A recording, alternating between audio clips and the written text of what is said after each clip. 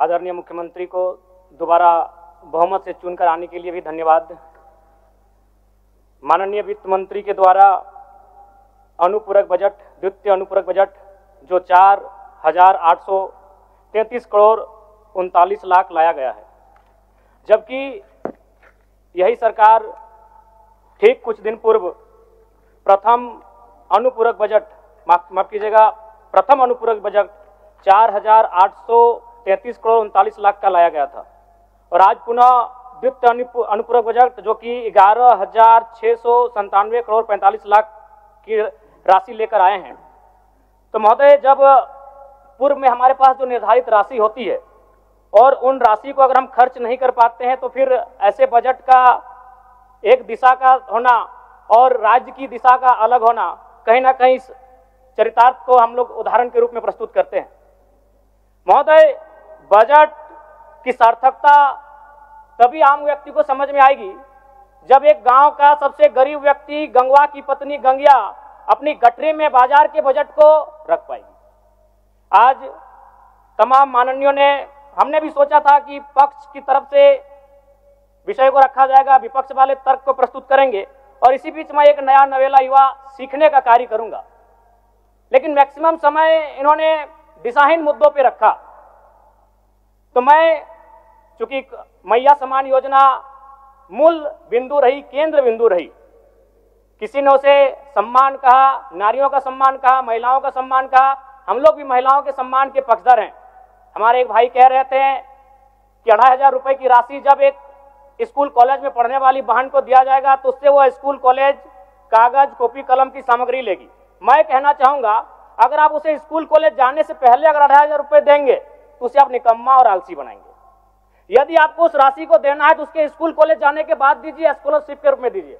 मैं आज पुनः कहूंगा, क्योंकि आप सत्ता पक्ष में हैं, आप संभवतः अपने इस विषय को बचाएंगे, आप अपना पक्ष रखेंगे कि आपने मैया सम्मान योजना एक महान कार्य किया है। लेकिन मैं फिर कहूंगा, 18 साल, 25 साल, 30 साल की लड़कियों को जो आप फ्री में 2,500 रुपए दे रहे हैं, आप उनकी प्रतिभा को हनन कर रहे हैं, आप उनकी प्रतिभा को नकारात्मक दिशा में ले जाने कार्य कर रहे हैं। महोदय, मैं इसे आप स्कॉलरशिप का रूप दीजिए। आपको 2,500 रुपए देना है, स्कूल से पहले देंगे ना। मैं कह रहा हूं, मेरी भी सैकड़ों बहनें हैं गांव में, अगर आप स्कूल जाने से पहले 2,500 रुपए उनके हाथ में देंगे, उस पैसे को वह गलत कार्यों में, गलत नहीं कहेंगे, कुछ ऐसे कार्यों में खर्च करेंगी जो लुभावनी हो।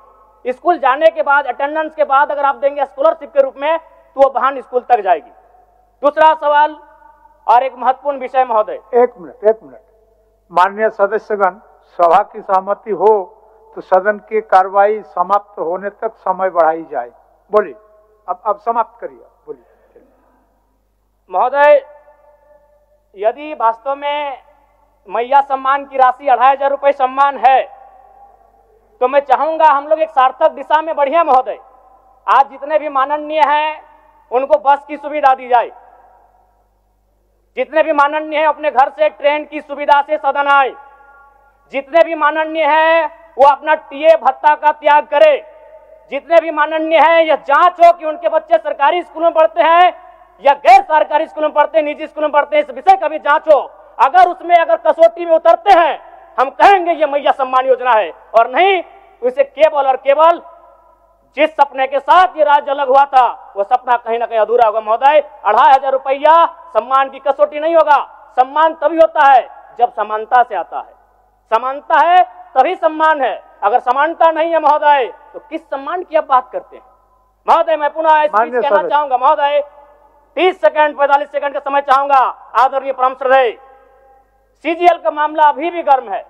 यदि सरकार को लग रहा है वो सच्चे हैं, तो सांच को आंच क्या करा लीजिए जांच, सांच को आंच क्या करा लीजिए जांच। और अब कब तक बहाना दीजिएगा कि ये विपक्ष की साजिश है?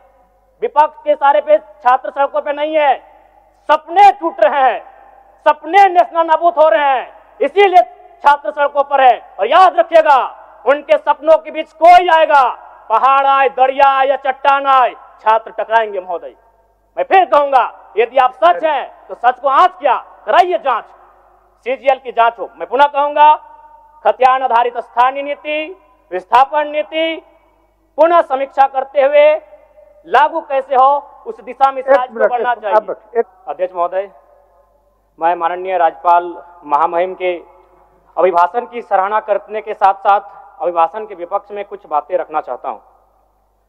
माननीय राज्यपाल के अभिभाषण क्रम संख्या 6 में केंद्र सरकार से 1,36,000 करोड़ वापस लाने की बात कही है और सही भी है, और हर एक राज्य को उसका बाकी पैसा मिलना चाहिए, उनका हक मिलना चाहिए। लेकिन अध्यक्ष महोदय, मैं आपके माध्यम से सरकार से पूछना चाहता हूं कि राज्य के सभी बैंकों ने मिलकर 2019 से 2024 तक 5,55,018 करोड़ रुपए दूसरे राज्यों को भुगतान करने का कार्य किया है। बैंक में जो पैसा डिपॉजिट होता है वो दूसरे स्टेट को जाता है, और अगर अभी देखा जाए तो झारखंड का सीडी रेशियो मात्र 36% है, जबकि आप तुलनात्मक अध्ययन करें तो आंध्र प्रदेश का सीडी रेशियो 110 के आसपास होता है, तमिलनाडु का सीडी रेशियो 115 के आसपास होता है। अगर और सबसे महत्वपूर्ण बात कि बैंकर समिति के अध्यक्ष माननीय मुख्यमंत्री होते हैं, अगर इस पैसे को हम लोग बचा के अपने राज्य में ले आते हैं तो लोन के माध्यम से यहाँ के युवा, यहाँ के महिलाओं को अगर निर्गत कराते हैं तो बहुत बड़ी समस्याओं का निदान होगा। इसलिए मैं चाहता हूं कि सत्ता का ध्यान इस ओर आकृष्ट हो। मैं आगे अध्यक्ष महोदय, राज्यपाल महोदय ने अपने अभिभाषण में शहीदों का जिक्र किया, शहीदों के विचारों को आत्मसात करने का जिक्र किया, लेकिन मैं कहना चाहता हूं कि शहीदों के उन्हें माला चढ़ाना, उनके विचारों को आत्मसात करने से कहीं ज्यादा जरूरी है शहीदों को सम्मान देना। मैं एक झारखंड, चूंकि माननीय मुख्यमंत्री भी झारखंड आंदोलनकारी के सुपुत्र, आज वो मुख्यमंत्री हैं, मैं भी एक झारखंड आंदोलनकारी का बेटा हूं, आज मैं विधायक के रूप में आपके बीच हूं, लेकिन आज असंख्य झारखंड आंदोलनकारी के परिवार है जो अक्षत विक्षत हो चुका है। इसलिए मैं चाहता हूं जिस प्रकार एसटी आरक्षण, ओबीसी आरक्षण और एससी आरक्षण, ईडब्ल्यूएस आरक्षण के साथ झारखंड आंदोलन की लड़ाई लड़ने वाले आंदोलनकारियों के परिवार को, आश्रितों को 5% आरक्षण की व्यवस्था की जाए, ये मैं सदन से मांग करता हूं। अध्यक्ष महोदय, थोड़ा सा और समय लूंगा। अब हो गया जयराम, जब सरकार का उत्तर होना है, अब सरकार फिर बाद में फिर सेकंड पारी में मौका मिलेगा। मान्यवर 30 सेकंड, मान्यवर 30 सेकंड। चलिए बोल लीजिए। राज्यपाल महोदय के अभिभाषण में इको टूरिज्म डेवलपमेंट कॉर्पोरेशन निर्माण की बात कही है, जो कि सराहनीय है, और मैं चाहता हूं मेरे क्षेत्र में एक पारासनाथ में पुत्री गढ़ी आता है और तेलिया डैम आता है, उनका उस दिशा में भी डेवलपमेंट करने की दिशा में आगे बढ़ा जाए। और सबसे महत्वपूर्ण बात जो झारखंड के नाम में छुपा है, झाड़ और खंड, झाड़ यानी जंगल, खंड यानी जमीन भूभाग, ये एक बहुत बढ़िया संबोधन अभिभाषण रहा महोदय, जिसमें उन्होंने जीएम लैंड की जो रसीद 2017 में रोकी गई थी उसकी रसीद पुनः काटी जाएगी। लेकिन मैं साथ ही साथ यह भी चाहता हूं, क्योंकि झारखंड में जितने भी उद्योग स्थापित हैं, चाहे वो रांची का एचईसी हो, सिल्ली का हिंडाल्को हो, सरकार का उत्तर माननीय मुख्यमंत्री जी, यदि 20-25 वर्षों के बाद उन उद्योगों की जमीन खाली पड़ी है, माननीय मुख्यमंत्री जी को वापस कराई जाए, मैं आपसे ये मांग करता हूं।